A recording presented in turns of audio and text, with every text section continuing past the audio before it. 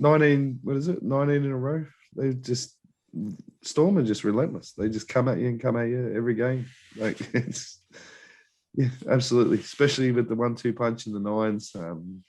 Munster, who could do anything at any time, and Hughes, who's just as good as a halfback of pretty much most of them in the competition. So, Barney, lead us away here. Right, yeah. So, as I said, Storm are relentless, but they're going to have a lot more points of attack than what Parramatta were throwing at Penrith last week. Mm-hmm. Penrith's defence last week was brilliant, don't get me wrong, but they're going to have to be as good and better to get close to this Melbourne team.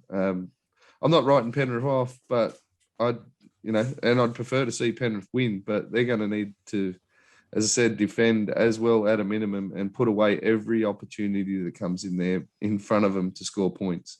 Because if they don't, they'll get beaten, and they could possibly get beaten handily. Leota and Fisher-Harris are going to have to absolutely tear into the middle of this pack and make it known that they're here for a fight. Because if they don't do that, they'll get walked over through the middle. And if that happens, there could be points coming all sorts of directions. And good luck trying to stop Storm if they get on a roll through the middle. So Penrith absolutely have to shut down the middle. Appy has to get out, get his running game on. And even if they do all that, they could still possibly get beaten. I can't see the Storm get beaten in this game. They've had the week off. They've got a team there that he's been resting players left, right, and centre. He's been missing players all through the season, not just after Origin. He's been missing players all through the season. You got Nelson Asafa Solomon, you got Paseka, you got Kamakamika, you've got the Bromwich brothers. Like, they're going to absolutely tear into the middle of this Penrith team. Penrith absolutely have to have all the field position, possession, repeat set after repeat set, and that's how they win this game. But I can't see it happening. I'm going to go Melbourne 13+. I think Penrith will hold on as long as they can, but Melbourne will come home and put them away. Munster man of the match, and they're going to go first try scorer Oli. I know you said you can't write Penrith off. I can. And in fact, I like how you said that and just did. So, I think maybe it's mental fatigue, but I think Penrith are cooked. I think they've been belted physically by Souths. They've been belted physically by Parramatta, and they're about to get belted physically by a fresh representative forward pack. If there was ever, they're going to miss a trick, but if there was ever a call to start TPJ, I would think this would be the game. If they're ever going to do it, maybe, and if they've said no, you'll be off the bench, well, it's a bit short-sighted or whatever. But play your trump cards while you got them, because I don't think, and it's been shown, Penrith can't chase. If Melbourne score first and potentially second, this game's over, and I think they will. I think they'll expose enough cracks that other teams haven't. Cheese first try scorer, maybe just if it's not a dart from dummy half. It'll probably be a dart from a dummy half. And man of the match will be, it's probably going to be Cam Munster, let's be honest, or Pappenhausen, who will probably score multiple tries. Ollie? There's no other way I can really lead into this without just saying it. I'm tipping Penrith. Nice. Melbourne have been in this position before on multiple occasions within the last decade. Pretty similar to this, and they've actually lost. I'm not banking it all on this. Penrith will need to have a near perfect. They've also won a few to win. Yeah. They have won a few. Right? Penrith are going to need a near perfect performance. They're capable of it. If I'm purely going off my head, I should probably go Melbourne. However, they are capable of it. That's why I didn't write them off. they're capable of it, more than capable. They've beaten Melbourne this year. They somehow, in a god-awful grand final last year, nearly beat them. I think they beat them in 2020 as well.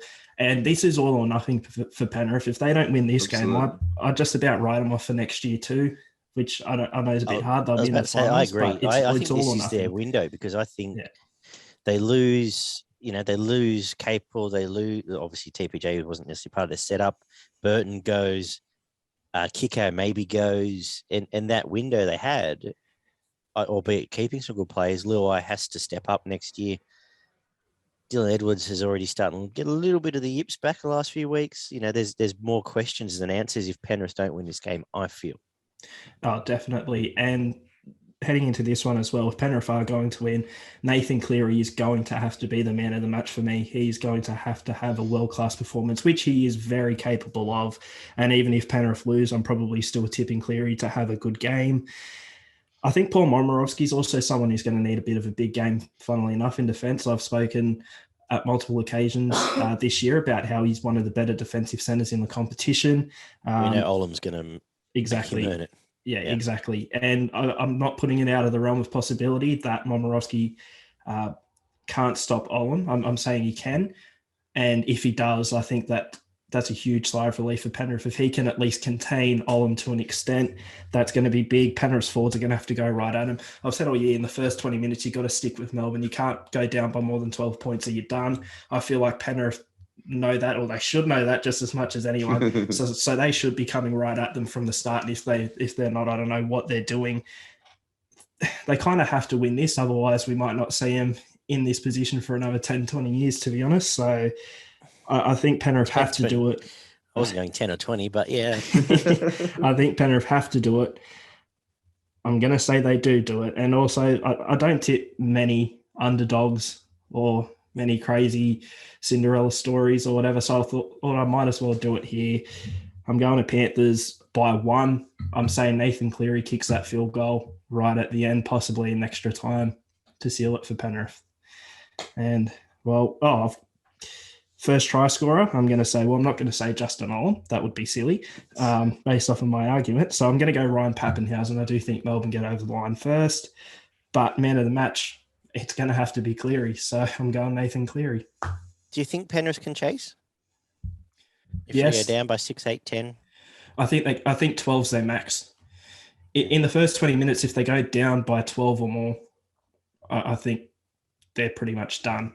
But if they can hold them to less than that for the first 20 minutes, I think they can go for it. And even if Melbourne do win, I am relatively confident that there will be times in this game where Penrith do look strong and do look like they could now to come back, or that they could possibly go on to win the game. They absolutely need to control the middle, and they need to control field position and possession. They need to, as I mentioned, they need to get down and get repeat sets, and they need to bother the Storm. They need to get up in their faces. They need to hustle them. And then you might see a bit of that stuff that we've seen during the year where Melbourne start going side to side and don't know exactly where they're going. If they can get up in their face with quick line speed and get down Melbourne's end of the field and put pressure on them, you never know. Yeah, and I guess just to give examples of what I was talking about, how Melbourne have been in this position before and have lost, the 2 games that really stick out to me, and I know it's a bit of a different side, but the 2011 Melbourne Storm side should have beaten the Warriors in that preliminary final.